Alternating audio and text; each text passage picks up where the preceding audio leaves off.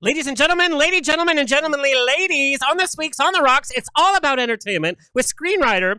You know those funky movies we love on sci-fi? Yes, that's him. Michael Zara is here with model-turned-actor Sean Malady and with my guest co-host, LGBTQ entrepreneur, Mr. Greg Brown from Fan Daddies. I gotta get the clack in there. There we go. And me, your favorite host with the sassy most. So raise a glass and let the drinks begin.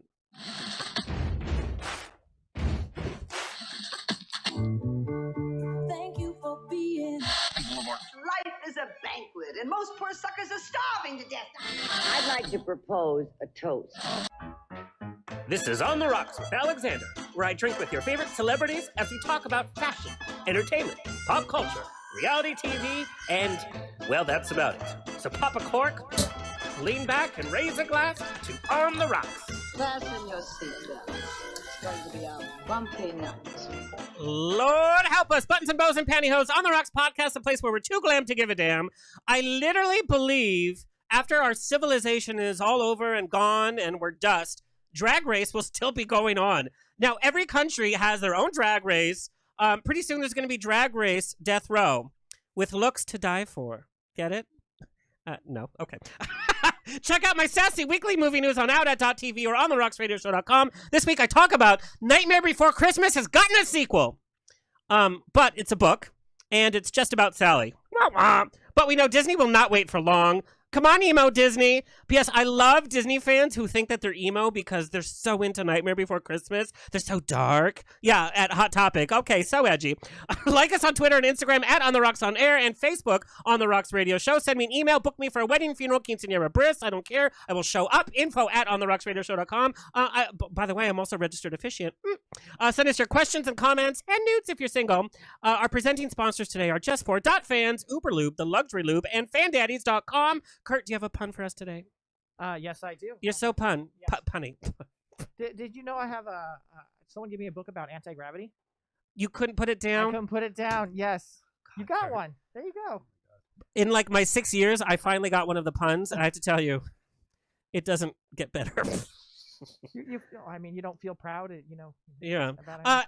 P.S. Congratulations. Kurt's been our engineer since day one. We just found out today Kurt and his wife are expecting a baby. Yeah, thank you. Now, the baby's going to be born in August, which is my birthday. The baby better not be born near mine because I don't like sharing the spotlight.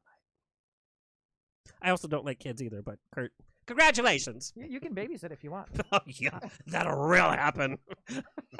The babysitter's dead? Okay.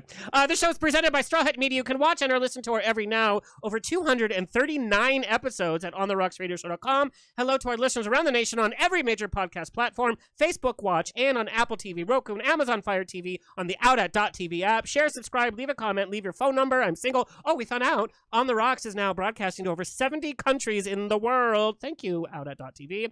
Let me introduce my guest co-host for today. Launching a business during COVID? Are you crazy? Yeah, that was probably not a good idea. My guest co-host did just that, and we are all the more fabulous because of that. Born and raised in SoCal, Greg is an avid attendee at music festivals, prides, and any other social events, before COVID, of course. Don't go after him, gays for COVID. With his boyfriend, Frankie, such an adorable, who's cute as a button. Are we jealous? No. Yes. Anyway, Greg started Fan Daddies in part to honor his good friend who unexpectedly passed away. And his main goal for Fan Daddies is to hire a variety of artists, straight and LGBTQ. You know, we love all inclusivity on the show, to bring diverse, fun, and fresh fan designs into the mainstream for anyone and everyone to enjoy, regardless of where they're from or who they love. And I have to mention, when my mom got her first vaccine shot, she brought her Fan Daddies fan, the one I'm having right now, and she was in line, and she's just like fanning, and after she got the vaccine, she was all about it. Please welcome Greg Brown. Hello. I made it. I'm here. It's a miracle. You are here. So I joked about, but starting a business during COVID, are you crazy? Yes, I am crazy. Yes, thank you. What made you say, okay, now's the time to launch this business? And kind of tell me the story behind like the inspiration. So basically what happened was I was working with my friend who owned a different company before everything happened. And then I was working for him on December 31st of last year at a rave, and got the phone call that... Do raves still happen? Well, December 31st they did. Oh, it was like a New Year's Eve rave. Yeah, it was New Year's Eve. So then I got the phone call, and it was pretty depressing, as you can probably imagine. And after that, I kind of took over for a while, and things didn't work out with that company because his family kind of stepped in and did what they needed to do. And so I decided afterward, you know what? I have a great feeling about this. I know what I'm going to do. I can totally make this happen. People were coming up to me and saying, Greg, you should totally do it. And I was like, it's still COVID, guys. You know, this is there's a finite resources I have for this. And so, you know what? I was like, you know what? Just do it. Just what do I have to lose, honestly? So I decided just to put my big boy boots on and pull my britches up and just went for it. And actually it's been really great because I've been able to hire so many amazing artists that I've had do my fans right now. I've like tapped into my artistic side, which I never even knew I had. And it's just been great. I've had a lot of support from friends and family. And so here we are. Well, it's been doing so well. And I do have to say, you know, if there's any benefit from COVID, which is hard to find, I think some of us artists, I know like Michael and myself, you know, you are kind of revisiting some of your past passions because we have the time and we're having to rehone our skills. And I think it's challenging a large amount of the entertainment industry. And so there is some good that's coming out of it. And look at your company. Yes, definitely. I count it. I mean, it was more of a blessing in disguise than anything, just because it's allowed me to really find a different piece of myself and be able to express it out in the open when I never knew that I had some kind of like little entrepreneur just tightened up inside of me. So no, it's been great. I have no regrets, and I'm really excited about what the future is for my company. Well, it's funny because fans are usually for like the Pride events and, you know, clackety clack clack clack, boom boom. But I'm telling you, we are so bored with influencers selfies. It's like, here's me in the living room, day 365 of COVID. Here's me in the living room, 20 pounds heavier with my cat. It's like, what's a great way to bump up your selfies is with a colorful fan. And there's literally a fan for every kind of person on the site. And I'm really excited. Your last project, you partnered with Street Fighter game. Yes. So I actually partnered with Street Fighter with Capcom, and we released a bunch of new designs, and it's going to be great. I have right now we have 12. We have a bunch more coming out soon that are in design development right now. So it's going to be great that we are the only fan company in the world to be able to print these exclusive designs on our fans. And I love it because we know the gaming industry has been pretty macho, pretty straight. And now we're seeing, like with comic books and with the gaming industry, now we're seeing kind of gay characters. But like the fans, like you said, are so inclusive. And the Street Fighter game, I mean, going to Capcom, I mean, that's kind of like, you know, we've infiltrated. You know what I mean? How did you build that partnership? I have to thank Frankie for this because Frankie did all the legwork on this one. And he's got little legs, so that's a lot of work. It's like for every one step I take, it's like 15 for him. It's like Daphne and Scooby Doo. That's exactly how it is. But no, he did all the legwork on this, so I give him mad props because he reached the right people, and he made it happen, and I cannot thank him enough for that. Thanks, babe. Well, I really think, you know, this is kind of an indication of the future of building bridges with allies and with, you know, there's no more like straight and there's no more like gay. It's like, you know, we're celebrating that we have some light at the end of the tunnel after our last administration. So I think more conversations are going to be had. And I think this is such a great indication. Like, take the gayest thing you can, which is a gay clacking fan, and be like, make it for everybody. Like I said, my mom uses them. She's like, no, you know, she's a cancer survivor, and so she's going through that, and she got her first vaccine, and it's an empowerment, and it's, you know, it's a little glamorous. And that's the whole point of Fan Daddies is I want to make sure that everybody is represented for this. I don't want it to be a gay thing. I don't want it to be a straight thing. If you want a fan and you find something that you like, then I will have it for you. Well, and some of it's funny because it's like the I'm speaking, and we're going to play the commercial in a second. But I mean, I love that. But then I'm also like, don't be a prick. Like, it's that, but it's also like glamour, love, and you know, it's whatever you want. And that's our number one selling fan is I'm speaking. Everybody absolutely loves it. I mean, it's so great. Have you sent one to her? I did actually send it to her. I sent it to her before she was inaugurated to her Senate office. I don't know if they got it, but Kamala, if you're watching, hey, thanks for taking my fan. I hope to see a picture of you. Just send it to me. Don't send it to anybody else. Just send it to me. She watches. You know, she's like, Joe, I'm watching.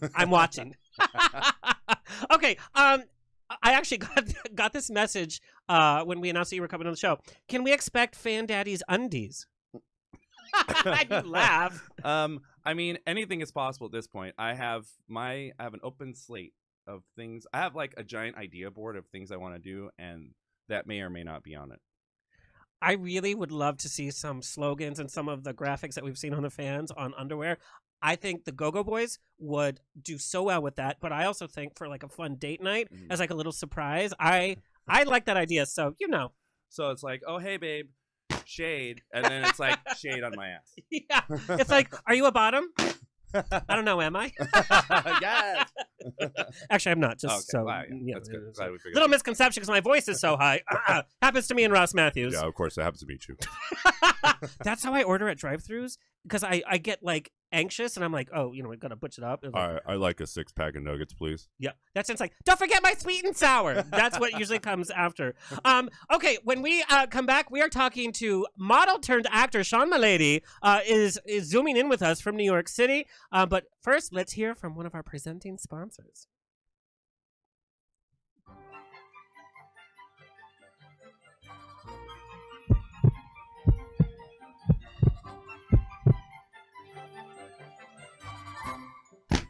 This is Alexander from On the Rocks, where celebrities and cocktails mix. Here to chat about FanDaddies.com. High fives and good vibes is your go-to site to get the hottest accessory for 2021. Yes, the fabulous clacking fan with designs that are totally fetch. And you may think that fetch can't happen, but it totally can. They call me Fetch Fetch. Now here are the top uses for your FanDaddies fan.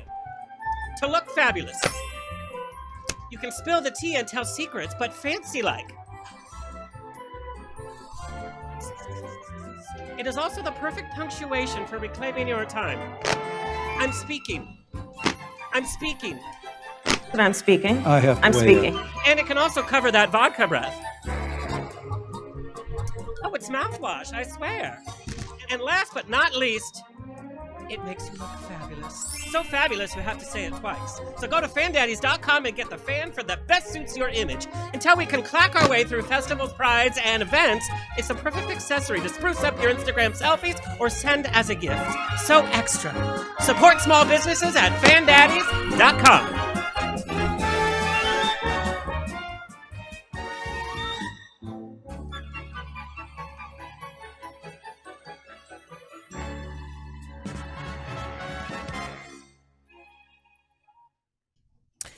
And we're back. I want to introduce our first guest today. Actor and model Sean Malady is no stranger to the public eye, and he continues to focus his attention on the screen in his most recent project, the Amazon Prime short film called The Disturbance Call.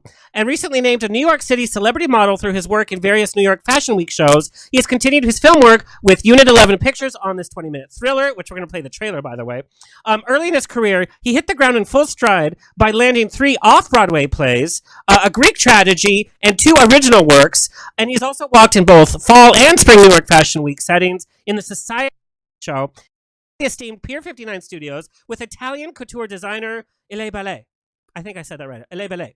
Couture and other high fashion brands. In addition to these shows, he's also worked with a myriad of other designers off the runway and into print and commercial industries. He's worked with Fortune 500 clients and menswear brands with so many names, including Michelob, by the way. I hope you got some free samples. We love Sean, and he's also a writer. And, I'm a lead writer for Metro Source magazine. So it's fun to learn that little aspect of him. Please welcome from NYC, Sean Malady.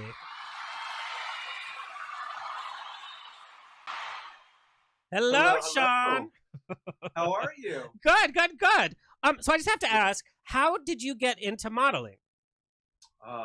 So I actually ended up starting my career in communications and public relations and all that good stuff.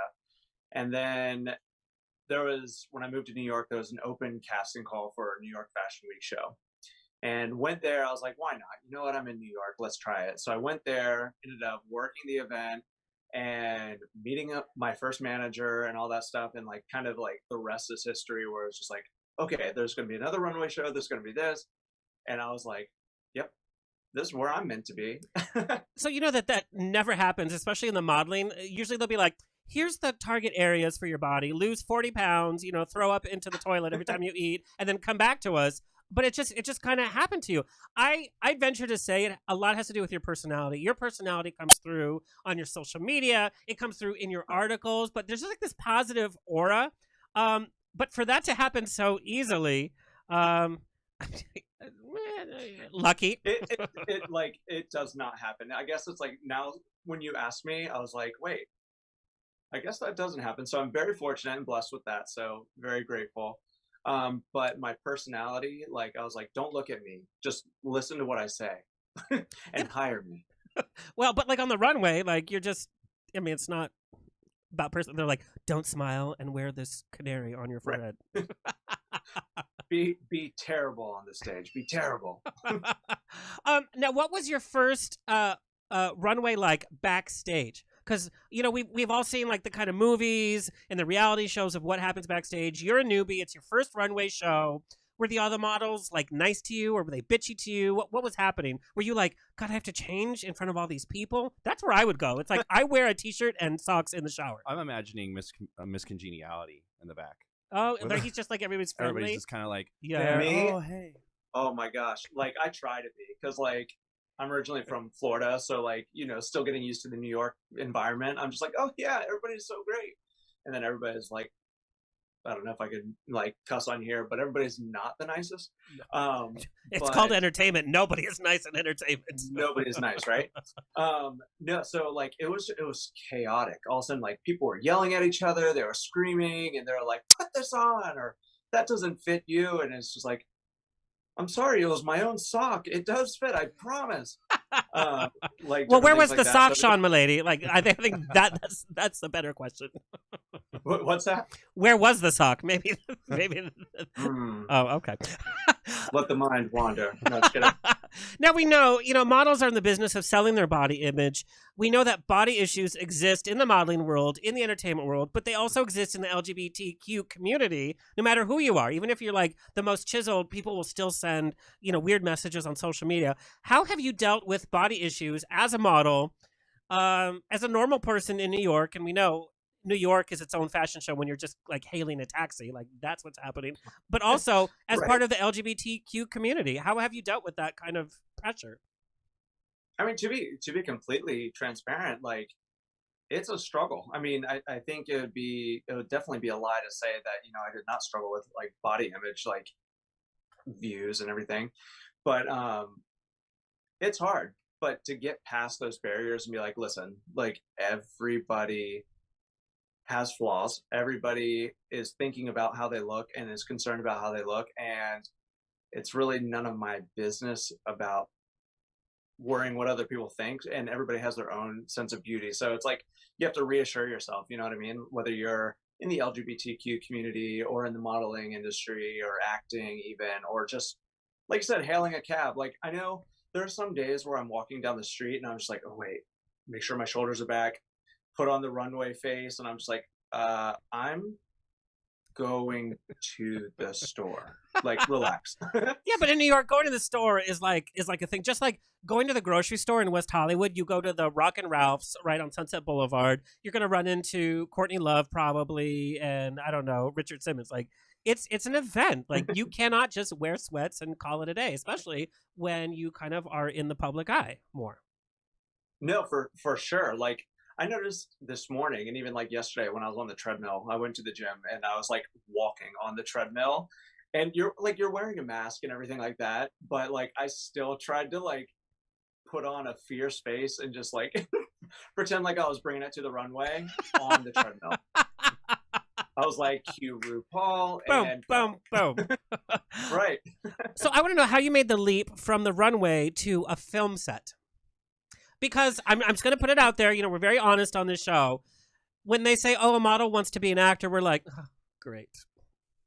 Sometimes it works. Sometimes it doesn't. Isabella Rossellini, by the way, is such a great actress. But when she first started from the modeling world, people are like, well, she's gonna act. So how did you make that transition? Actually, so in college and like before college, I did some on-stage work and like different shows. And so I had the familiarity with acting, and that's actually where my passion originally like was, and still is. Like that is like what I want to keep pursuing. But translating it from the communications world to being on stage and everything like that, like it definitely has helped because it allowed me to communicate and really dive into characters and really pick up in a fast pace, like how the industry works. Well, I think that's so good to know the business side of it. I think a lot of actors are, I was like, I just want to act, but like you have to understand the marketing, you have to understand the finances part, you have to understand the PR aspect of it. And I'm sure, Greg, you've learned as a business owner, it's not just developing a great product, it's all of the business stuff that you had no idea, like taxes, LLC, There's so many other things that come into the picture after you've started. I was like, oh, I have to do that? Yeah. Oh, God. And then you just go on the fly and just trying to figure it out. But yeah, it's nerve-wracking. Yeah, but you walk away with like a new skill. Sean, I want to take a look at the trailer for The Disturbance Call, which you can see on Amazon Prime. It's a short film. And I'm going to be honest, I didn't even know that Amazon Prime did short films. And then I discovered all this library of great short films. And, with all of the shows that we have that we're binge watching hour after hour, seeing a short film where you get a full story, it's such a nice relief because you're like, wow. That you don't have to binge watch like 15,000 hours for. Right. And then it's like, I'm not tempted to order Postmates halfway in while I'm counting my points. All right, let's take a look at the trailer for The Disturbance Call, available on Amazon Prime. Kurt, take it away.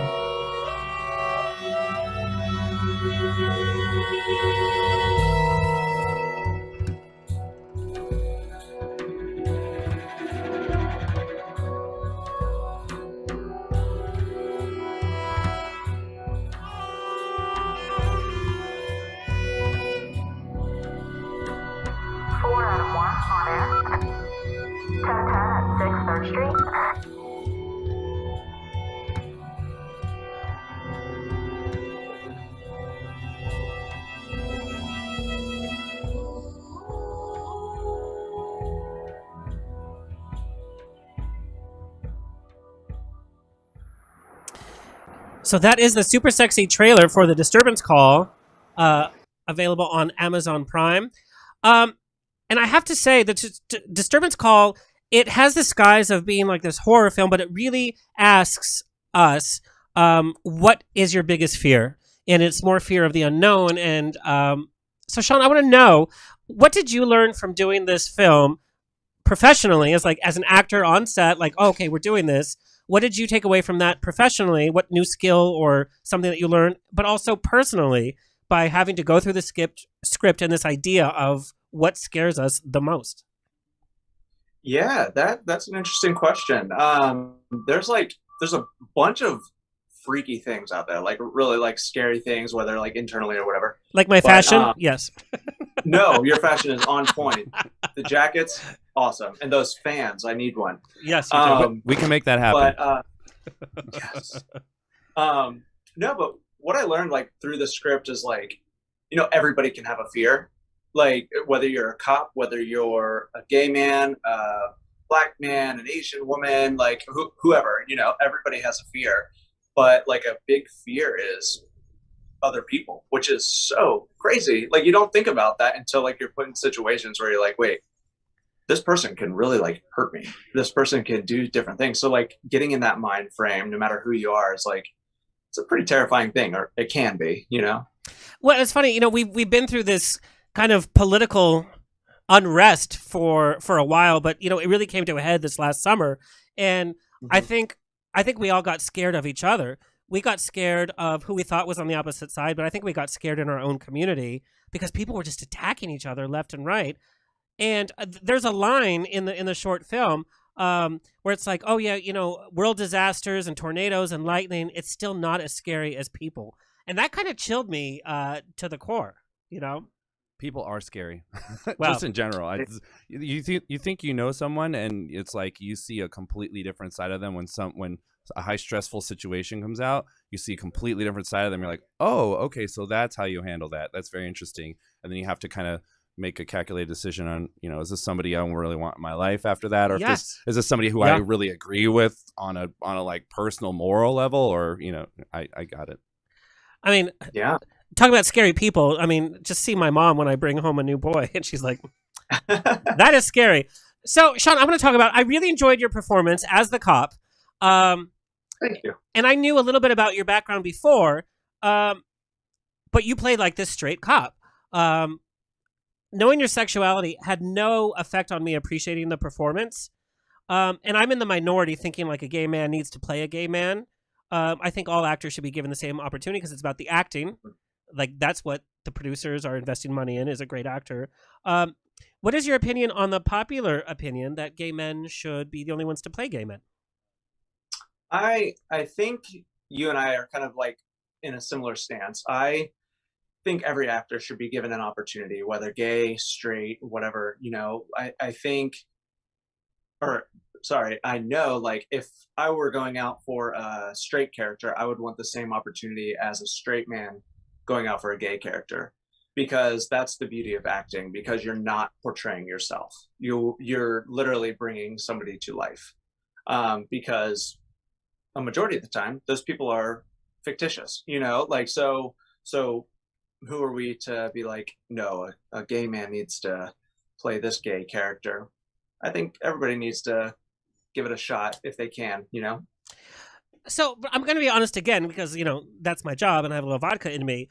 I see some gay actors play straight more convincingly than others, but I wonder if some of that is like, we know that they're gay because they're such huge activists that it's like, okay, in our mind, it's like, oh, they're gay. Like Neil Patrick Harris, I can't ever see him, even though he's done great work as a straight man, I still know in the back of my mind, when I saw you as the gay cop, I was like, I was totally in it. Do you think, but it's this weird kind of, on the fence, as the more activism you do as an openly gay actor, is it more limiting? I don't know. It's a tough question. Yeah. And I love our community, but I also love to watch a good film too. Yeah, absolutely. And I think that is really ultimately up to the audience. So like if somebody can't get out of the mind frame of saying, I'm a gay man, why is he playing a straight character? Then that's important, but I can't control that. You know what I mean? Like, it's up to the person watching.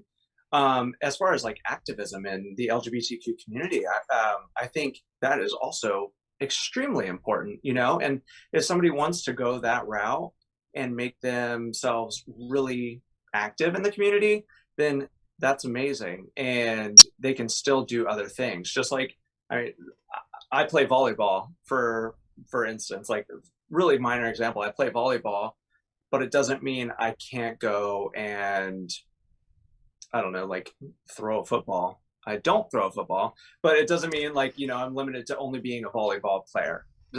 I know that's like a really minor example, but does that make sense? Yes. What I heard is that you like to play with a lot of variety of balls. Vodka. Where's the TikTok for that? Vodka.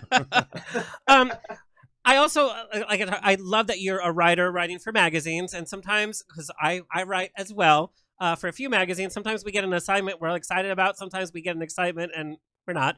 But it's funny when you're given an assignment, all of a sudden like the craft kind of changes, because you're like, you're getting paid to do something and you're told what to write about, and it kind of changes the energy of what your talent is and what your passion is towards writing. But you wrote a piece that went viral, and it was about your experience coming out at a Christian college.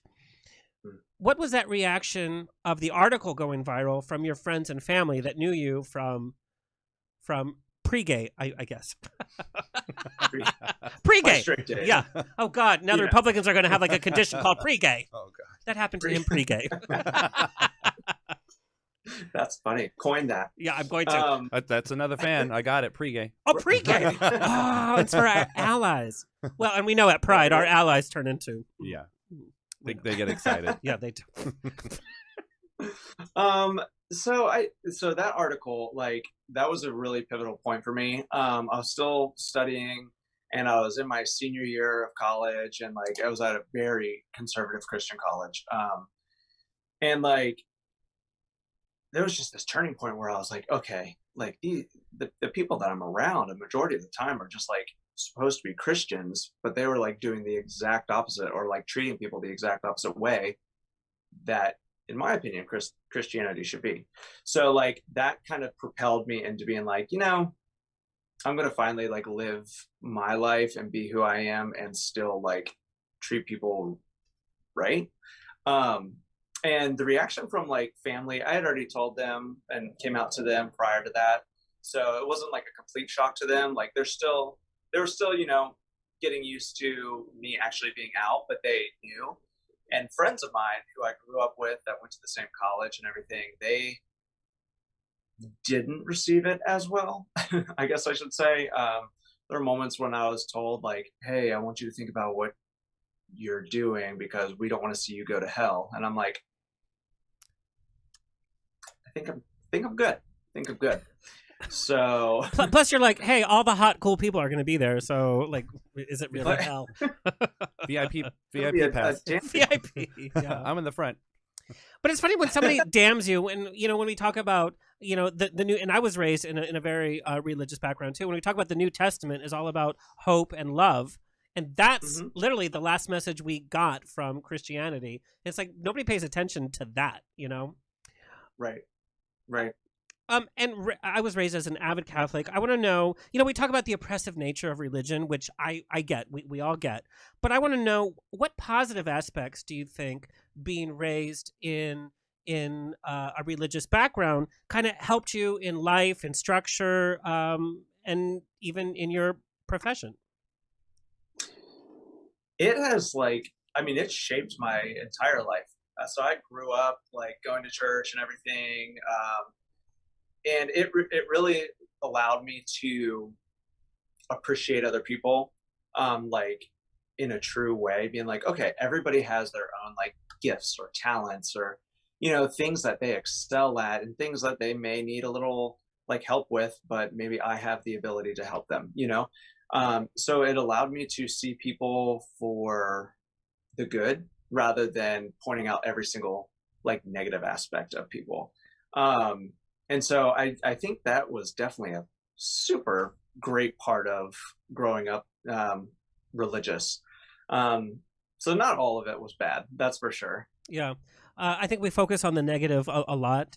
What I learned from religion was, you know, kind of structure and beauty and ritual and kind of like family time, I guess.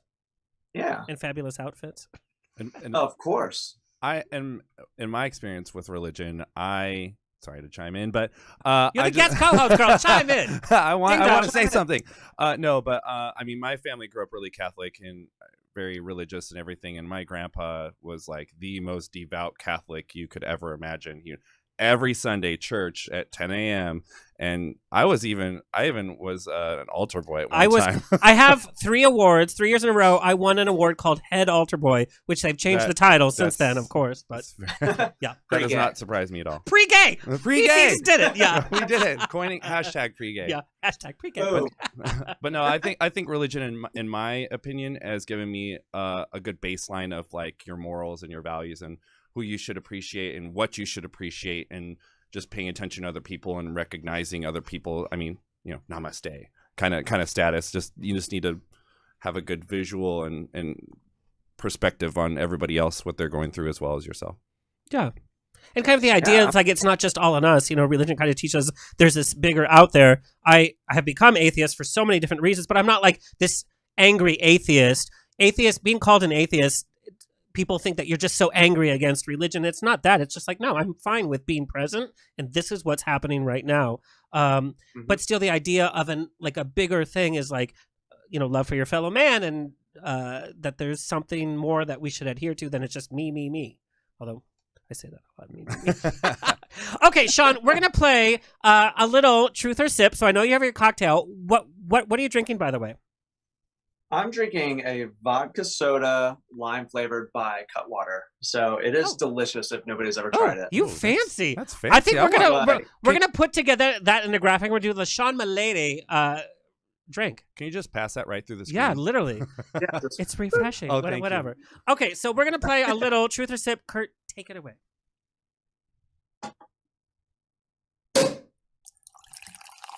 Truth or sip on the Rocks with Alexander.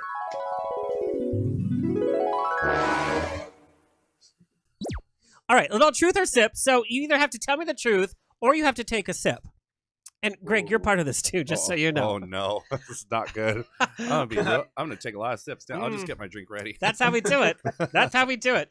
Sean, what current actor do you think is the most overrated?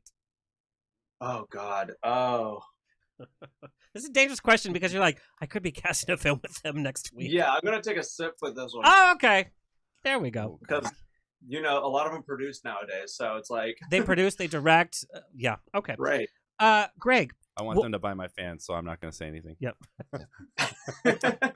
We're politically correct in this. Just for right this second. Yeah. I mean, after this, we'll see. I didn't see you take a sip though. Oh yeah. Oh no, Okay. I had extra before. It's called truth or sip, not truth or stare. Okay. But we'll hang out outside of this, and we'll spill all the tea. Believe me. Yeah. Oh, let's do it. So Yeah. pre-COVID, what we would do after the show is we all head to West Hollywood after, and tea is spilled, and they have to call a mop and like the whole clean crew. Greg, what gay term like "hey girl, hey, work, bloop" are you tired of hearing? But you probably still have to put on. I use all of them all the time, so that's actually kind of not a fair question because I go, "Hey girl," or "What's up," or "Yes." I think yes, probably a lot of people are upset about because they don't want to use it anymore, but I use it all the time. So no, I can't answer that because I use all of them. So sorry. Take a sip. Okay, well whatever. Sean, did you have any shenanigans with any of your co-students at your Christian college? Truth or sip? Fine shenanigans. Yes. I mean, even heavy petting is shenanigans. yes. Oh, Heavy petting. heavy petting. Well, he's Christian. Is this a petting zoo? Don't understand. Yeah, I actually went to a school filled with dogs, so they were all very nice. That's A lot of bitches there at the Christian college. Same thing, right? Same thing. Sean, what is the most ridiculous or least favorite piece of clothing you've had to wear in your modeling career? Oh God, I had to wear a sheet one time. Are you Mormon? I thought you were Christian. No, like it was like Holy it was like sheet. literally a sheet Stupid. that just went around my neck and then just flowed around, and I was like, well, this is the most comfortable but most awkward. Oh my God, it's probably Yeah, like that- $1,200. It's like you can buy this at Macy's for $1,200. Oh, look. What was the thread count? Yeah, what was it? Was it like a high quality sheet? No. Or was it really stiff? Holy shit! No. What did they have you wear under? Were you like just like nude or underwear? Or It was me. It was just me. Oh, really? That's- Oh, okay. holy sheet. Sean, what article were you assigned that was your least favorite and probably not your best article? Oh, that's tough. And I'm gonna go back and read it. By the way, Read all of them. Yeah, right. Probably there was one about like, even though this is going to sound really bad, but it was about like health. And they like, would I never had to, ask like, me to write about that. By the way, I don't know why they asked me to write about it. hello, muscles model. It's all lighting. I want to buy that ring light then. Can you send me the link to that Amazon? I need to find that. Yeah, so it was probably about health, where I was like, don't eat this, like this. It's like don't eat, don't read that. exercise, and don't be happy. Right. Yeah, don't Okay. do any of that. No kidding. This is for both of you. If you were to be arrested, what would your friends know it was for? Definitely drinking too many mimosas, public which we're going to have to intoxication. do again. Well, I'm the king of Sunday brunch. Gosh. And Okay, I need to get to West Hollywood, and we're gonna hang out. yeah, that is definitely true. This is a true story. I'm known for my Sunday brunch gatherings, and everybody who's, they just come, and people come in shifts, and you'll meet people that you would never have met in your other life, because I just love, like, talking to everybody. 2 people from our group have ended up in jail on a Sunday night. That is a true story. I think I was, like, close about that. Not actually jail, but, like, when I lived in Orlando, there's a spot there. But there's no rules in Orlando. It's just like, do whatever you want. Right, do whatever you want. Yeah. Catch an alligator, bring it, wear it. I don't know. And like, and so we like got hammered, and all of a sudden, like, eventually we ended up at like a soccer game, which I'm not a soccer player at all. Oh, so Was this during the day? Jail? Yeah, during the day, Okay. and like they don't play soccer games at night. They man. have lights. they do have lights, but this was like during the day when it was like 400 degrees outside. Oh, and they were sweaty in their soccer shorts. Oh god. Well, Jail. Jail. I've literally walked out of a bar at 2 a.m. and had to call one of my best friend to come pick me up because I could not make it to my car, nor did I want to drive said car. But it was in the park. I knew I wasn't going to make it, and I had to call him. I was like, "Hi, are you awake right now?" He's like, "Hell no, it's 2 a.m. I was like, "I need you to come pick me up." And we didn't even live together. So then he had to come pick me up and then drive to my house and then drive back to his house, which was like a 30-minute drive. Can I one-up you? Not to mean to one-up you. And I don't do this anymore, by the way. This was 10 years ago, and I just moved to West Hollywood. I walked out after a full night of, like, whatever, and my car was gone. So I was freaking out. I went to the West Hollywood Sheriff's Department, and like, you have to fill this out for lodge. And then I was like, I couldn't even hold the pen, whatever. And she's looking at me like, you should not be driving, whatever. And I was like, I'm gonna call my mom first because she can probably fill this out. My mom lives in Orange County, South Orange County. I called her, said, somebody stole my car. You have to come get me. So she drove all the way. We're talking 2 a.m. She showed up at 3:30 in the morning. Literally 10 minutes before she pulled up, I remembered I didn't drive because drinking and driving that way is bad. My car was at my house. So she drove. That was the most expensive Uber ride, not in terms of money, but in terms of mom shame. Anyway, so she drove me to my house. She was so pissed. She didn't talk to me for. Does she still talk about it? Yes, she does. She has her own podcast called "I Drove from Orange County." Okay, great. Oh, sorry. No, yeah. Go ahead. Oh, do you have? I was going to say there was a time. You know how like when you're wasted and then it feels like you've never eaten in your entire life. No. So those have been the best meals I've ever had. I will order Little Caesars to be delivered at the Abbey. This is the best pizza I've ever had in my life. Can you cry? Have you ever cried? Yes. I've cried over Del Taco chili cheese fries at 4 a.m. Del Taco's amazing though. If you guys have never experienced Wawa when you're drunk, it's like a gas station type thing. Oh yeah, that's in Florida, right? What is it? All Wawa? along the East Coast. Yeah, I think I dated a drag queen named Wawa. Don't they have them on like the little turnoffs on the turnpike or something? They have a little middle section there. Yeah. So like, I've driven there. Don't ask me. 3 in the morning, we're like driving back home, and like somebody was driving safely, but there was like another person in the car. My best friend and I are in the back, and then like I get a whole sub thing, and then like trying to be nice, I offer the person in the passenger seat. I was like, are you hungry? Do you want something? Because like she didn't get anything, and she said yes, and I was like, why did I offer this? Like, because you want it for yourself. I don't share food or boys when I'm drunk. Mm-mm. Gay men. Oh, Sean. I just eat all the food. Greg, truth or sip? Uh-oh. Biggest pet peeve about Frankie that you haven't told him yet? Oh, and he's watching, so this we know. is a good one. Yeah, I know. You know, there's a lot of things that actually there's a lot of things that we have that we share with each other. So like there's not, I mean, I don't think there's anything really that, this is not a fair question either. We all have pet peeves about people that we're in a relationship with. Okay, so Frankie, like they're a mouth breather. breather. Frankie and I have been in a relationship now for 1.5 years-ish. And not once, I cannot count at all at any time that we've actually gotten mad at each other. And I'm not trying to brag. Kurt, turn off his mic. He's done. But no, it's good. It's good. Okay, bye. No, I'm very happy for you. I'm so happy for you. Okay, I'll sip anyway. I want to drink. Okay. Sean, thank you so much for spending time with us. I really love what you're doing.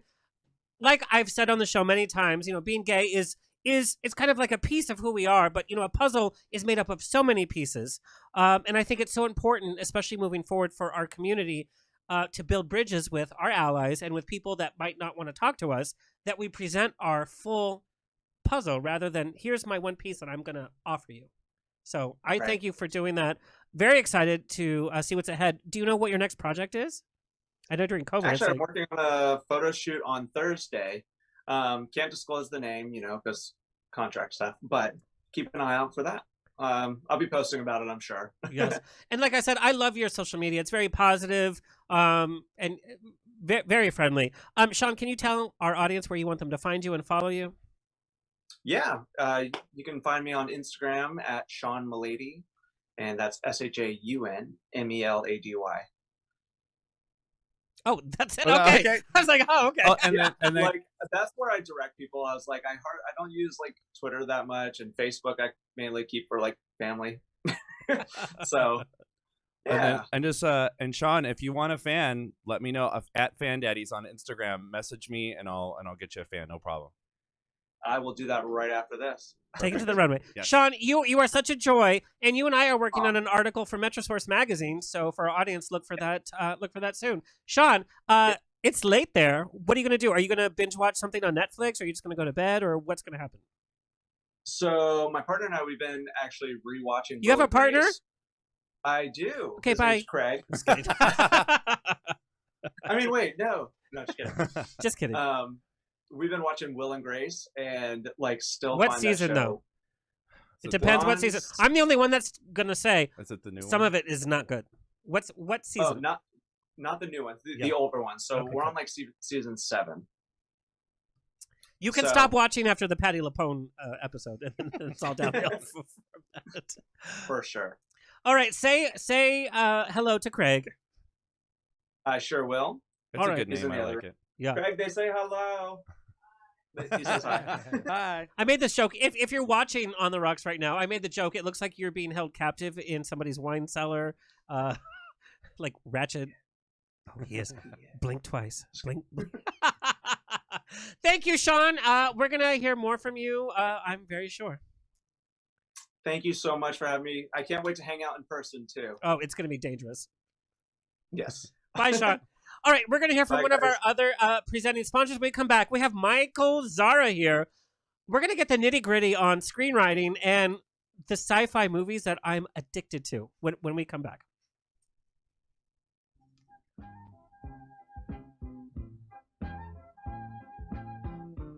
During quarantine, we've all been a little antsy lately, maybe causing some friction at home with our loved ones, or with our loved ones, lefty and righty.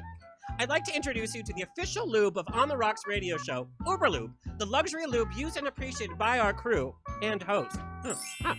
Feeling is everything. Excitement, intimacy, anticipation, contentment. Uberlube lets you feel all the things you want to feel, and it was created with sex in mind, but with the formula so pure and perfected, why limit it to just one area of your life? Sex! Uberlube makes sex better for everyone by reducing friction, not sensation. Style! From taming frizz and conditioning ends to achieving a smooth, healthy sheen, Uberlube is a multi-purpose styling solution for salons and at home. Sport! Whether you're training for a triathlon or just keeping in shape, Uberlube provides long-lasting, high-performance chafe protection. And when travel is a thing again, check out Uberlube's Good To Go Traveler, perfect for your purse, pocket, gym bag, or carry-on luggage. The Good To Go Traveler features the same Uberlube product in a discreet traveler for your encounters with other discreet travelers. Mile High Club, anyone? If you are caught with your pants down, don't you dare be caught with anything else but Uberlube, bringing you the luxury in lube since 2002, headquartered in Chicago. And you know they know a lot about sausages in Chicago. Head to Uberlube.com to stock up. Who knows how much longer we're going to be home alone? Your loved ones will thank you, lefty and righty.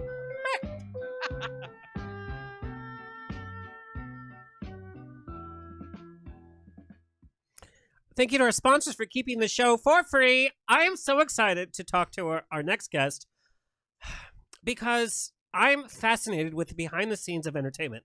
Like, that fascinates me more than like watching it. It's like, I want to know every little like nook and cranny. I want to know some of the behind the scenes. I want to know this creative process. Michael Zara, is an LGBTQ writer who has a passion for telling poppy, character-driven stories. That's all you need to say to me, and I'm sold. That are female and queer-focused. He's developed original pilots, It's a Mystery for the CW, and Kill the Lights, which was a Britney song, by the way, for YouTube Originals.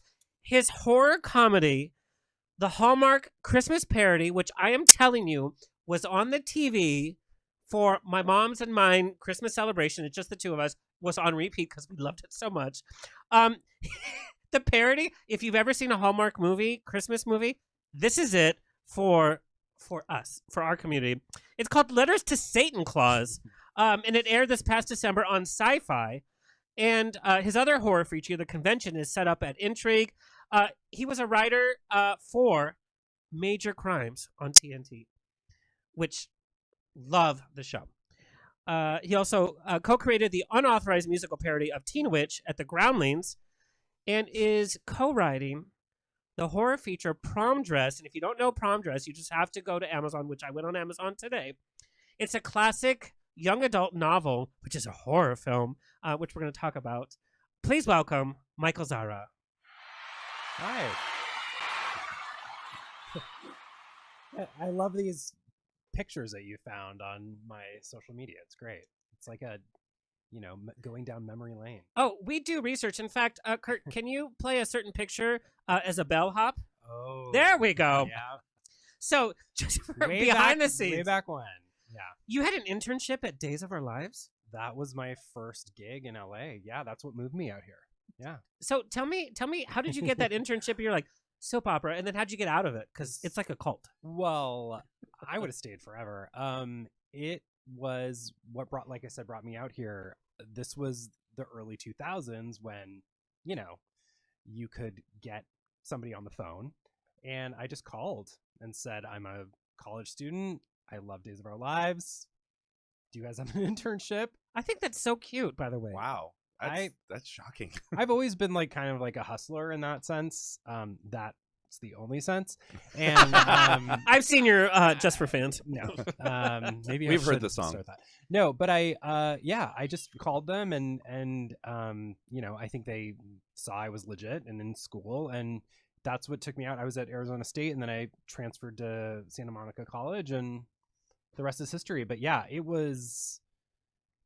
When you're a 19-year-old gay boy that all through high school and junior high watched Days of Our Lives and Marlena Possessed by the Devil and Sammy, that was their best moment, I think. Yeah. Just to be with all those people in real life, it was very surreal. Walking on the seeing the sets that you have seen on TV, and it's funny. My mom worked 3 jobs to put me through school, but our bonding time every night was watching her taped Young and the Restless. Right. So it was that soap opera that probably is what made me gay. Thanks, Mom. But it must have been surreal seeing the sets and they're so much smaller. Yeah. The people are beautiful. I feel like they're all better looking in person, especially the soap people, because it's very orange makeup and thick. They're all gorgeous. And yeah, it was I was there when it was like a very heavy teen storyline with Chloe. I don't know if you remember her. She was kind of like the nerd, and then she gets a makeover. She's all that. So I was their version of the nerd though is beautiful with glasses. God, glasses are hideous. Yeah, Nadia Bjorlin. She's beautiful. I think she's still on the show. They go in and out. But yeah, I was the age of all the teen characters that were 19, 20, 21. And so I'd hang out with them, and it was very surreal. It was very surreal. And we hear this story often on the show from people that take chances. Remember when Paige Kennedy, the rapper, was here? He snuck onto Sony, and he left his headshot and resume on the casting director's desk. And look where he is now. I mean, it's so you just have to do that. I've always been proactive. That's sort of my mantra, That's, I think, what sets us apart from the influencers is they're look at me, where we're hustling. Hello, here on the show, I'm booking people, and I'm where can the show be next? You have to, and as a business owner, you have to hustle. You go to sleep thinking about it. You wake up thinking about it. I used to have a lot of free time in my mind, and every time I would have a downtime of mine, Spice Girls would play in my head. So I said, "What you really want?" Always, and Frankie would get so upset because he's like, why are you singing that again? But now he never hears it because I'm always thinking, okay, what's the design happening? Okay, what event am I going to? What am I going to do this? So yeah, it's like I have zero free brain time. And I don't think how, like, it doesn't matter how, like, big you get or how, like, high in your career you go. I mean, you're always hustling. Personally, you know, I'm definitely not where I want to be, but I'm constantly reaching out to people and, you know what I mean, following up on projects and IP and all that. I think that's the difference between like success in this business and not. It's like who is actually. It's like I want to be an actor. No, that's not all. It's Right. like no, there's all of this work that you have to do. Letters to Satan on Sci-Fi. I think Sci-Fi benefit because I'm a huge fan of like Sharknado and all that. This movie was. I thought the humor was a little elevated from that. Thanks. But why do we love these high camp style movies so much? Sci-Fi makes so much money. Yes, you do. Like hand over fist because we just can't get enough of these films. Right. It borders on ridicularity, but it still has to have like a storyline and acting, and we love these films. Why do we love high camp so much? I don't know. I mean, I think it's there's a fantastical sort of cartoony thing. I think maybe it's like camp is like cartoons for adults. You know what I mean? It's like I don't know. It's funny. Like even when I'm writing, I'm thinking like animated. I don't know why that is. Like I think because it's so heightened. You know what I mean? Especially when it's something like Letters to Satan Closets. I don't know. That's a really interesting question. I'm not sure. I think it's also such escapism. Like I'm obsessed with Barb and Star. Go to Vista Del Mar if you guys have watched it. Oh, I haven't seen it, but I really want to watch it. That movie. People don't know. Seen it? No, I have not seen it. You're gonna love it. If got you the like Letters to screener. Satan I'm Closets, super excited about it. You will love it. But I'm totally. What I gonna watch love is that there is this film that the mainstream media has put out that they don't even know what to do with it. I hate when something becomes a hit and we're told you're gonna love it, you have to love it, blah blah blah, or Yeah. this is a failure, and then I watch it and it's amazing. This is a film that people don't know what to do with. And I'm glad. Like Okay, it's now I'm gonna have to it's watch. so like over the top and fun and ridiculous and in such a charming and I think because like even like Rotten Tomatoes, like the score is high and the review, like the New York Times just put out I a don't good pay review. attention to Rotten Tomatoes because sometimes it's like Yeah, no, I know. Rotten but right. But my ex-boyfriend. I think because of the world we're in right now, we want to escape like even more so. 1000%. And so I think that's why it's resonating with people. I need to watch it again. Like it was such a joy for this time. You know what I mean? You? No. You paid an influencer. No. I mean I'm friendly with some of the people that are in it, but no, nobody's paying me. I love it. I kind of love that you said that it's kind of cartoons for adults. If I'm going to pay to go see a movie, and we know movies pre-COVID were so expensive to see, and even now, like to download something like a new, I'm just not into animation. I want to see actual people do stuff together. Yeah. And so this kind of affects me because it's like, yeah, it's like a cartoon for adults. The last cartoon I actually broke down and watched was Coco, and then I was like in tears the whole time. So good. And I just can't watch it again because it's so sad. But one of the and it's funny, the films that have kind of shaped you, Nightmare Before Elm Street 4 and Little Mermaid. Mm-hmm. Those two films are among your top films that shaped you. Yeah, I think. Go ahead. Isn't Nightmare Before Elm Street 4 the worst? Well, it's Isn't it Nightmare. considered- It's Nightmare on Elm Street. You're thinking of Nightmare Before Christmas. Oh, okay. Well, sorry. No, Nightmare on Elm Street 4, The Dream Master. I think it's considered it's considered the MTV Nightmare on Elm Street. It was directed by Rennie Harlan, and it was like it was 1988/89, like the height of MTV and music video. So it's like literally a 2-hour music video with Freddy Krueger, and that's what I love about it. But I think also it's the one that they played all the time when I was a kid. You know what I mean? So that's what it is. But I think Teen Witch, I think you did your research, but Teen Witch, Troop Beverly Hills, Little Mermaid, and Nightmare on Elm Street 4. Troop Beverly Hills. They're all 4 female led with redheads. I think I have like a weird like affinity for redheads, but of my heroines. But Bette Midler needs to be in her next sci-fi movie. yeah, Yeah. she's great too. How did you come up with the idea of Letters to Satan Claus, and how did you pitch it to Sci-Fi? Sci-Fi has typically, we talked about Street Fighter games. Sci-Fi has typically been pretty macho, not so LGBTQ friendly, which I don't need it to be like super friendly. Like I don't need a gay film every moment, but it's been very macho. Yes. How did you get your foot in the door? Because we got this question a few different ways of young writers that want to pitch. Pitching now is so hard because there's so much content. Sure. Yeah. I mean, I think the flip to that is like there's so much content needed too that there are new voices emerging, right? Yeah. So the backstory on I had a general meeting with Sci-Fi. But how did you get that meeting? I mean, I asked my managers. Was there a lot of phone calls? Was it constantly calling? Like no, not on my side. That was one that like was, set up through my representation. But, I had to, because I was writing on major crimes for so many years and, started to sell pilots and stuff. You had to get that anchor credit. Yeah, it's very hard to. And Major Crimes is such a great show. Thank you. That was a good start for me, and I feel very grateful for that show. But you have to get in your foot in the door somehow, and that's Major Crimes is how I did it.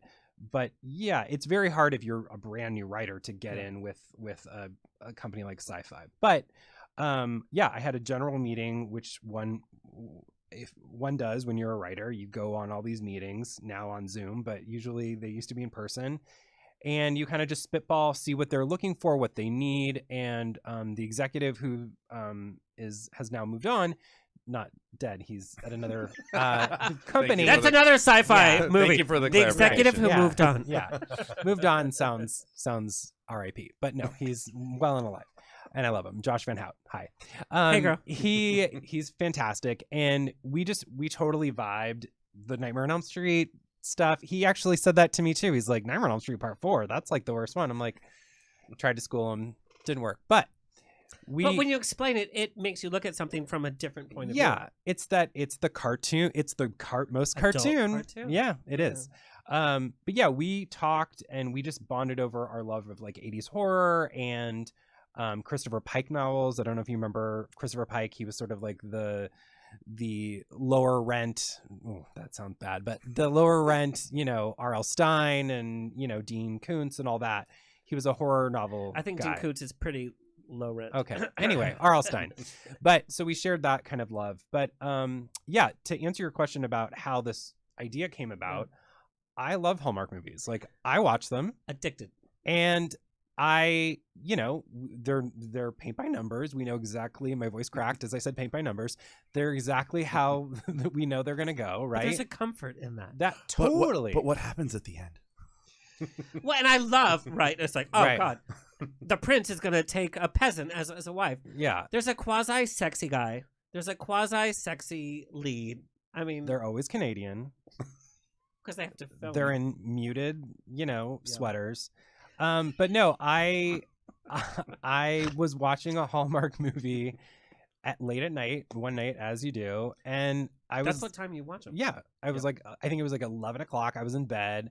I think specifically it was one about this woman who came from a big city to take over a Christmas cookie company.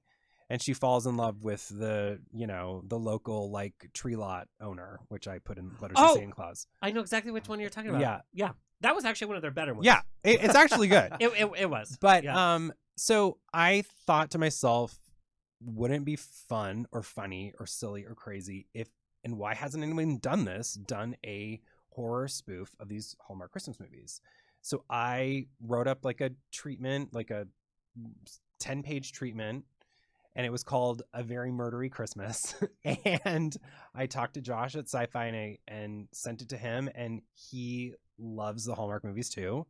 And he got it, and he basically worked his Christmas magic, and it was greenlit, and the rest is history. So and I say that this movie is a Christmas miracle because as a writer, you sell multiple things that never see light of day, right? Yeah. Even if you're on a TV show, that's one thing, but you're typically not the showrunner. You're working for somebody else. So you get to see your work, but it's not your original idea. So the fact that this got made is just, I just can't believe. And during COVID, which is a whole other thing. I'm going to tell you, though, so many different elements you brought that I haven't seen on sci-fi movies made it, because my mom and I watch Hallmark Christmas movies because that's our time together. Yeah. And then this made the rotation, and this was it.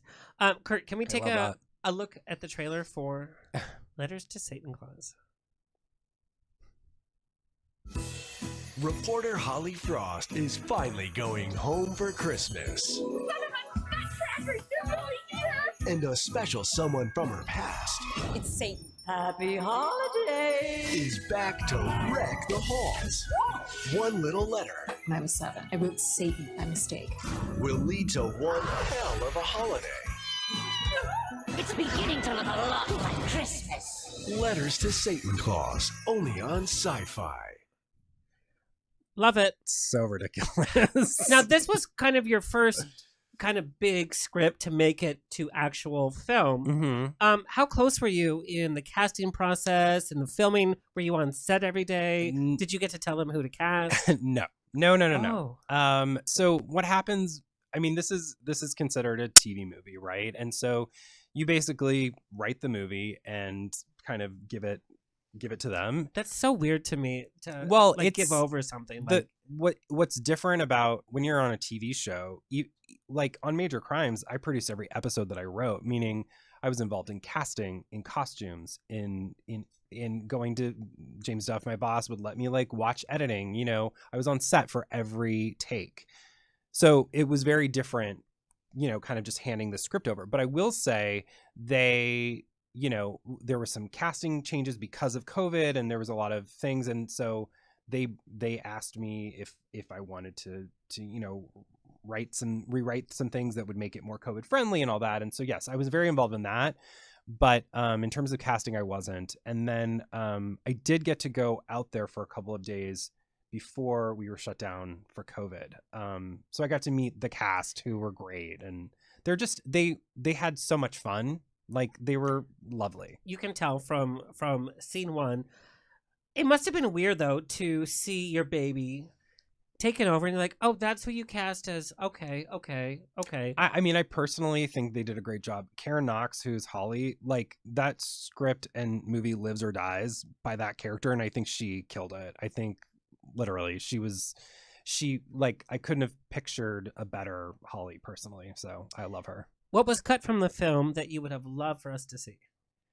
Oh God, I feel like you already asked me this right? And I don't remember what I said. Oh no. Can you just tell me what I said? I have no clue. You don't know? Okay. I mean, most of it was filmed. What I will say is something that they cut that we had to change because it was too expensive. And this was my Nightmare on Elm Street nod. Was one of the characters was an ice skater, and so she was skating on, doing all these like flips and like ridiculous, like Nancy Kerrigan moves, and basically Satan like comes up from the ice and like grabs her and pulls her under, and then the ice seals back. Oh yeah, that's expensive. Yeah. Oh yeah. Yeah, I had a friend read it and he was like, yeah, they're never gonna do that, and they didn't. So but yes, that is the one thing that but honestly, like, so many of the jokes and they kept, and again, it's just watching that trailer, it's so ridiculous. I really cannot believe they made it. So you say that, but like I was entranced with the story and the fact that it made fun of the Hallmark, like, like the mayor was like the cutesy girl. I want to talk about writing for Major Crimes when you have this kind of weird energy. You have like a Tim Burton energy. Let's just be honest. Okay. I also look like 100% more pale than I am in this. Oh, we have the Tim Burton filter on you. Yeah, thank you. I'm like, gothic. This is Halloween. Yeah. But working for like a major network show like Major Crimes, and it's like, this is serious. There was a little comedy in it. Yeah. But it's like, you have to adhere to rules and all that. Sure. In my mind, you're like this screenwriter. How do you meld that kind of energy and that talent to be like, okay, here's the formula. And what was that formula? Did you have to like... Well, yeah, I think you know, James Duff, my boss, who created Major Crimes and The Closer, he's such a giving guy, and we're actually writing something right now together. Can you give us any hint? Now I just got excited. It's based on a book, and we're pitching it very soon, so we'll either know or we won't know if it goes. But it's very fun and very fantastical and kind of Tim Burton-y. But yeah, I think when you're working on a show like Major Crimes, that's a procedural, right? It's a crime show, so you are dealing with you are coloring within the lines. But sometimes the lines can be, you know, red, orange, yellow, green, purple, you know? So I was given license a little bit to be more Mike Zara, you know, on certain episodes. I wrote... How does that moment happen? Is it that you have this conversation or they see what your energy is and they're like, oh, put more of this? Well, so in a writer's room, it's really interesting. You're literally... pre-COVID in a room, spitballing. It's like this for 8 hours, coming up with story, and this is like, you know, this is as close as it's been since COVID shut down that I've had that kind of energy with people, and so you can pitch like a story or like a wild sort of like character or subplot or something. And if the boss or the showrunner or creator like grabs onto it, then, you know, that's a little piece of you going into the show. So that's, I think like some of the like, the more like a little left of center ideas, you know, would come from me. But one of the episodes that I got to write was sort of a CW superhero spoof, like this actor who overdosed on a, you know, drugged smoothie. He was a star of this like DC-ish like CW show, and I got to create like a whole world. I got to create a comic book character, and we shot like a fake trailer, and it was just like we shot it on the backlot of Paramount with like rain and guns, and it was crazy. But like, so, and I think that's like a thing for an advice for writers or aspiring writers is really knowing your voice and knowing what you can bring to the table and bringing that, right? Like, I was never afraid to pitch something that was maybe off center, because that is who I am, right? So I think that's maybe what also helped me stand out a little bit. What kind of kid were you? Because I'm seeing all those ideas and this energy. Were you like the quiet kid that everybody was afraid of? No. Were you shopping at Hot Topic? No, I just make fun of Hot Topic in my movies. PacSun. No, I'm older than you guys. I used to. I shopped at Miller's Outpost. I don't know if you guys even know what that is. Yeah, they had the star on the O, right? Uh-huh. Yeah, that's right. Yeah, I used to go to the mall all the time. Yeah, I loved the mall. Couldn't afford anything, but I went. I was, you know, I was just like a super creative kid. I didn't have a lot of friends. So like Barbies were my friends. Do you think that creativity came from kind of being your person? I was a latchkey kid, and we didn't have any kids in our neighborhood. Yeah. And I played Star Wars and Lego figures all the time, and that's where my kind of creativity came I from. think being a chubby gay boy. You used to be chubby? That was teased. I love when people don't get chubby.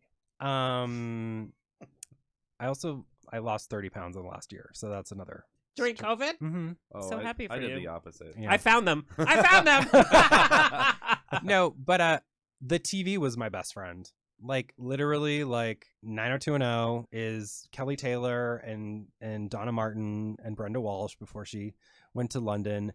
They were my best friends, you know? And so that is literally that show, those kinds of shows, cartoons after school, and maybe that's where the cartooniness comes from. But yeah, that's where it all comes from. And playing with Barbies, my sister's Barbies. I wasn't allowed to have Barbies, but my sister had Barbies, so I'd play with her Barbies. I'd videotape them and do little stories and. Like with a camcorder? Yeah. Okay. Yeah. That's just verifying yes, that we're using camcorders. Yeah, but we're talking about the power of like entertainment. It really, you know, and during COVID, we're seeing everybody is just watching. Mm-hmm. No matter who you are, is watching. It's like, you know, entertainment, even like in schools that we can't fund the arts, but here's $1 million for the football team. Right. And it really shows the power of entertainment that affects everybody. Totally. And how it can shape you. Yeah. I just thought of what it would be like if I were 14 and there was TikTok. That I don't know. I don't know. The thing about TikTok though is because, we're all content producers. Right. In our own way. It's like, God, there's another platform we have to learn. F that. Yeah. I fought Instagram for so long. And it's now like Instagram every morning. Social media takes up too much of my time, but we have to do it. It's our business. Right. TikTok, I think, would be a lot of pressure for somebody that's kind of home on their own. It's like, oh, well, how do I, I just think it's too much pressure. Yeah, I don't have that, and I used to be an actor.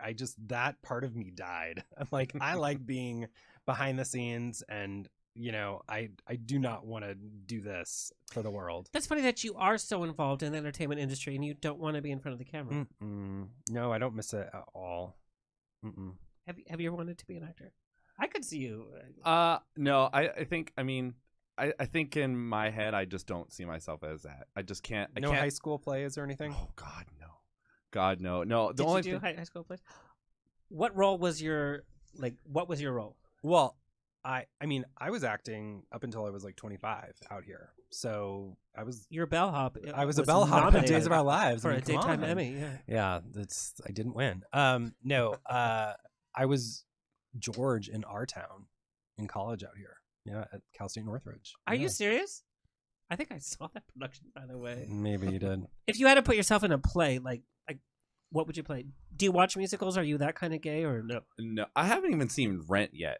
I know the song. You're lucky. But I have not seen it. Nope. I did see the original cast when I was 16. It was on Broadway. It was pretty amazing. Yeah. I would like to go to Adam Broadway. Pascal's been on the show many times. Really? He's amazing. That voice. What a voice. It's so stupid how great it is. Oh. And him and Aida, and him in the Chess concert Aida. version, he does that. Well, anyway. Yeah. Michael, do you mind playing a little Hot Topics with us? Sure. Because you're the person for this. Okay. Kurt, take it away. We're going to do a little Hot Topics.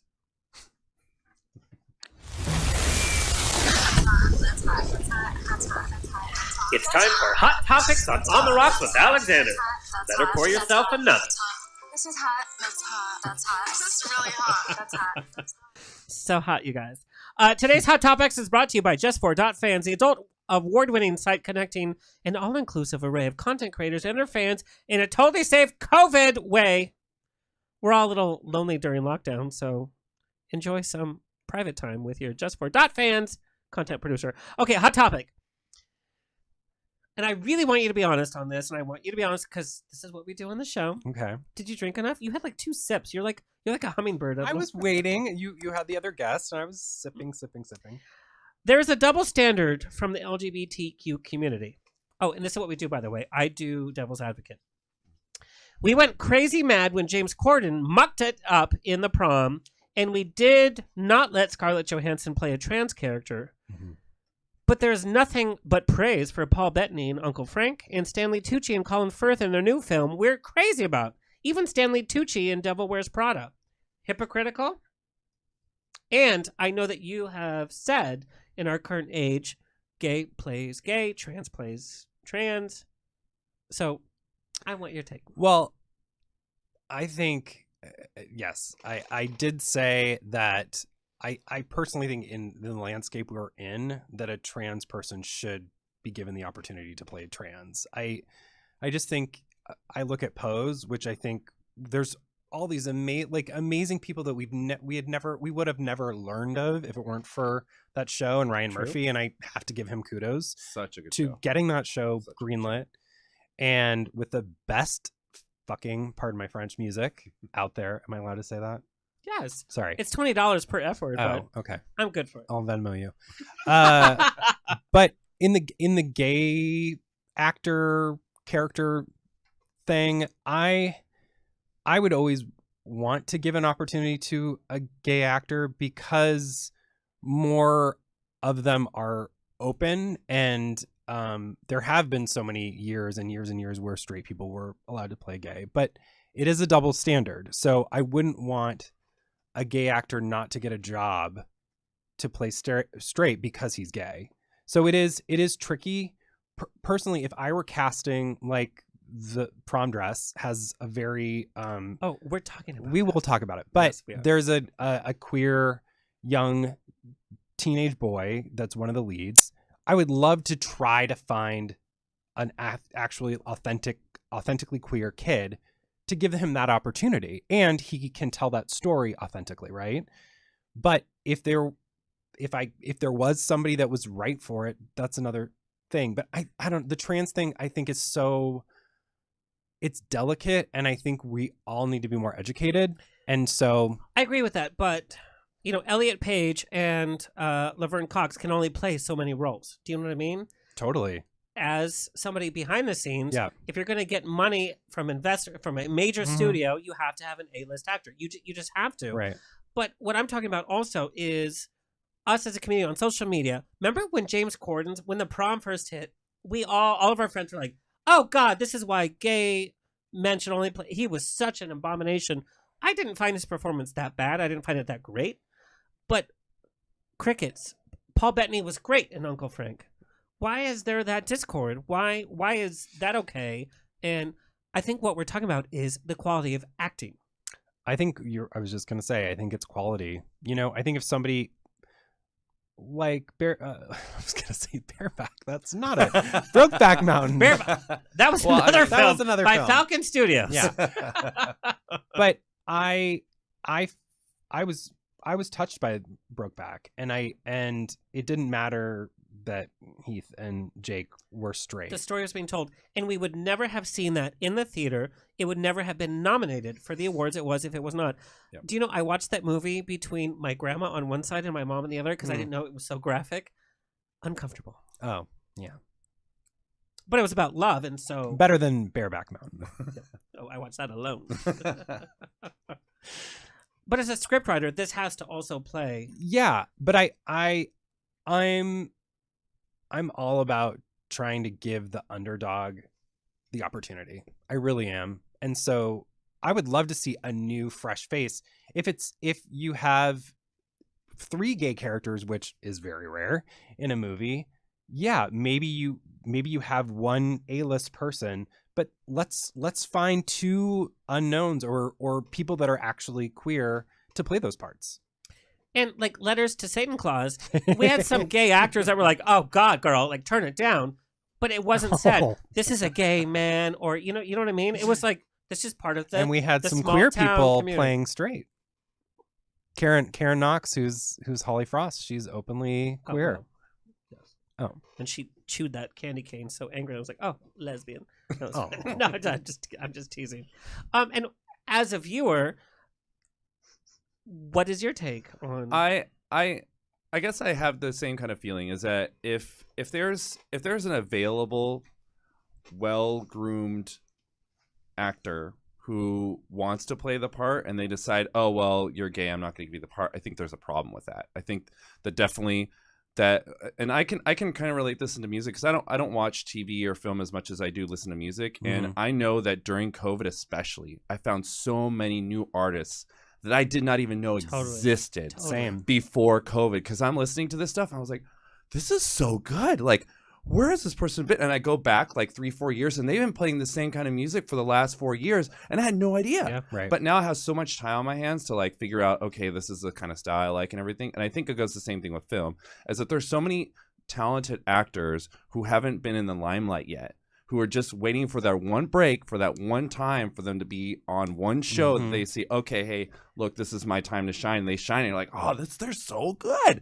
And then I think that just more people need to be given that opportunity.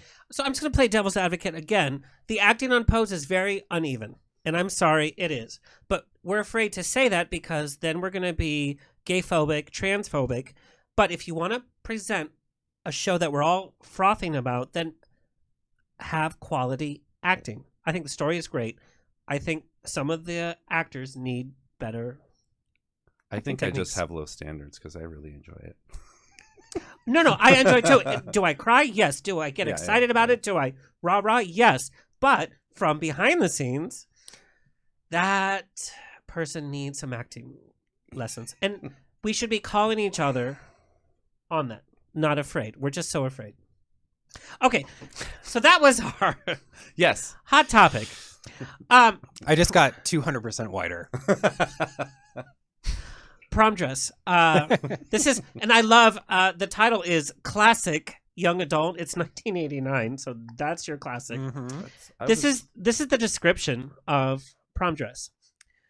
The pretty lace dress that Robin finds in her mysterious employer's attic. Just those three. Mysterious employer's attic. Employer's attic. It does not look deadly.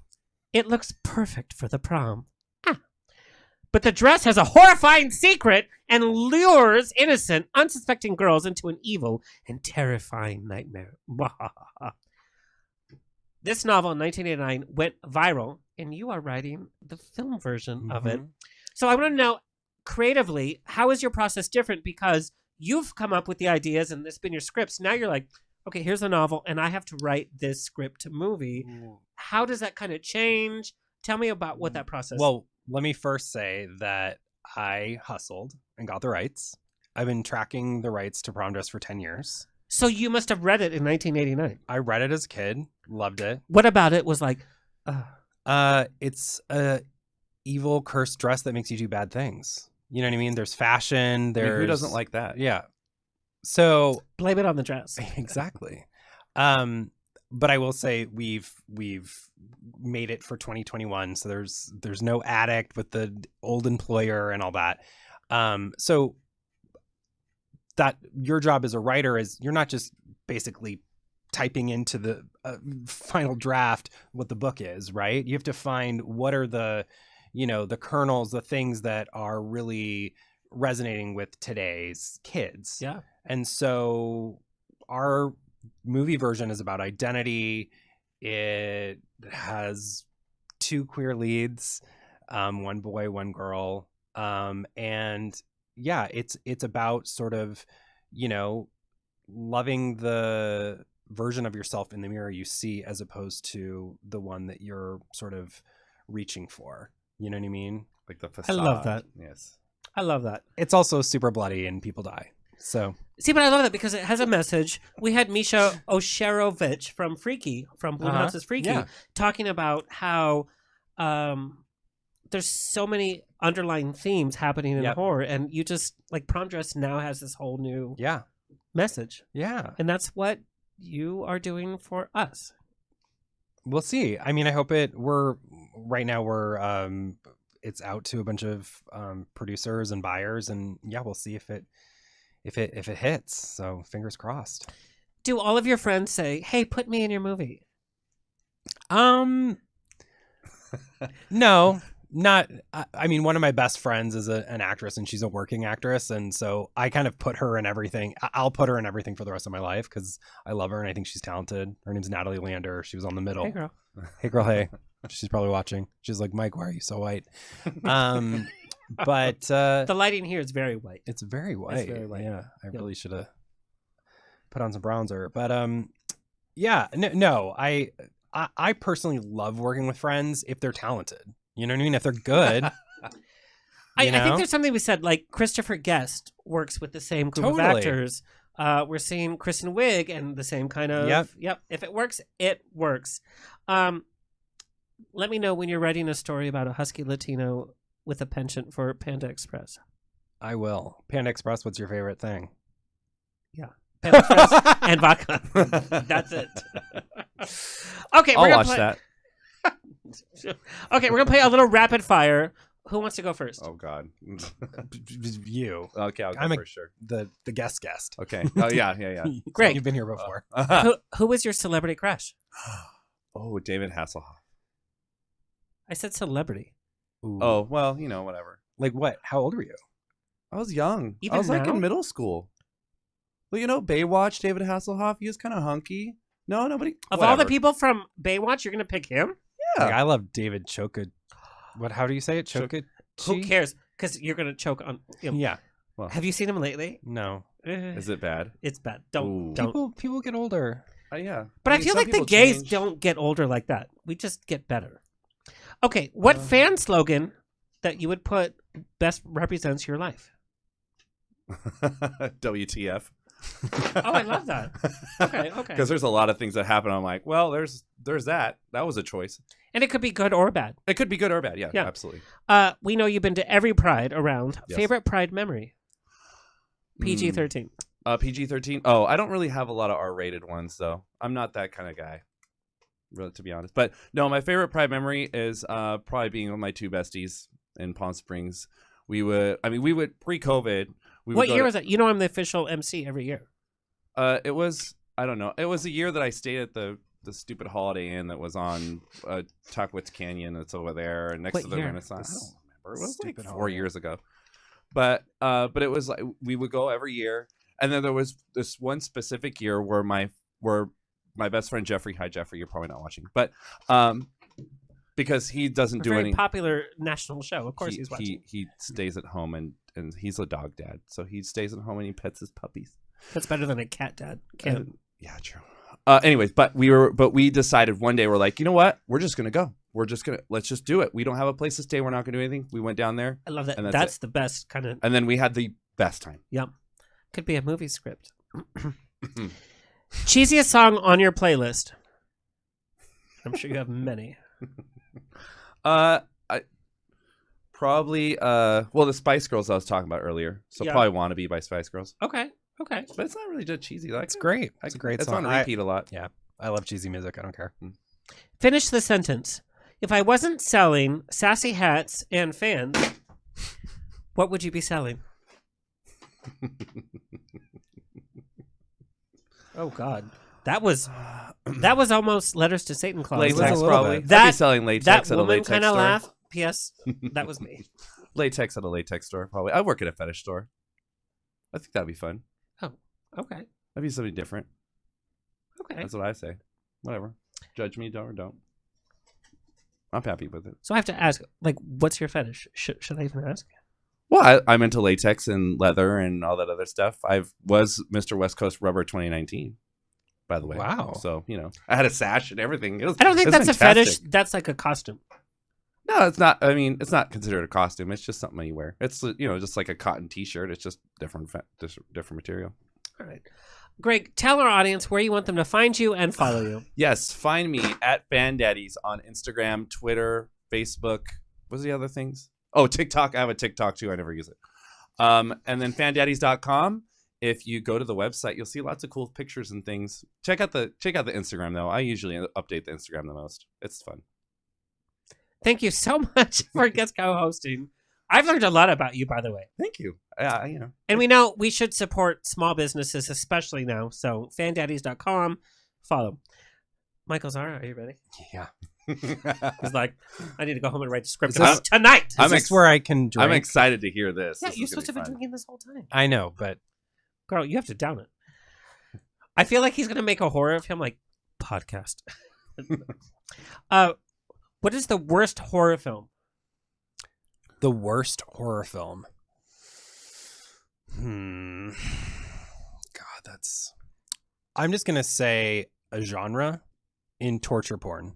Like, I don't like the Saw, Hostel? the Hostel. I can't. Oh.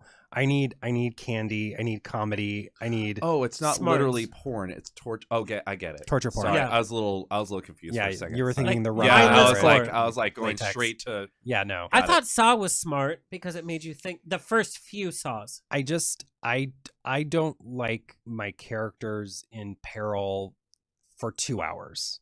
You know what I mean? Interesting. I want to see them like have some hope at the end of the tunnel.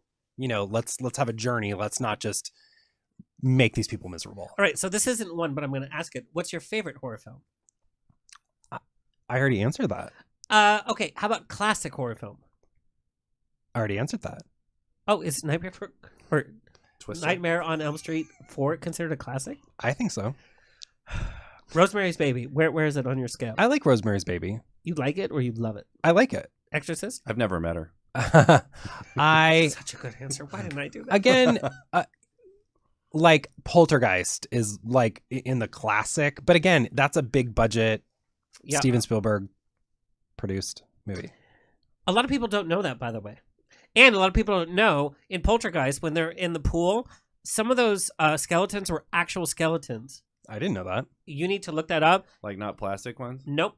They were all brought over as props, but they were from the medical school. They were actual skeletons. Yikes. Okay. What would the name of your biography be? Hi. Just H.I. H.I. period. Oh, not. Oh, No. Okay. What would your letter to Satan clause ask for? A sequel. Oh. I really kind of want the sequel. It's not happening. Oh. What major crime would you want to be known for? So not what people think, but like, and it could be like cannibal that went to Studio 54, like that level. Oh God, I'm not an improviser. Major crime. I don't know. Michael Zara, Well, when I was an actor, I started a movie with Minka Kelly called The Pumpkin Carver. So I was the pumpkin carver. Oh, that's legit. So that's good. There you go. Not just during Halloween. No. What is a horror film title based on your love life? Lonely. Oh, that's not a horror film. That's just sad. No, that's there's ghosts. How about Ghosted? Ghosted. Paranormal Activity Ghosted. Oh, yeah. Tell people where you want them to find you and follow you. I'm on Instagram on Zara Shots, like shots. Has nothing to do with his actual name except and, for Zara. So. And then on Twitter, where I'm very just punny, it's Zara Talks. So there you go. You do have to check it out. I'm so excited to talk to you. This is so much fun. Thank you guys. Like, I haven't hung out with strangers in a year. Socially distant, of course. Yes. I don't want hate email. Yeah.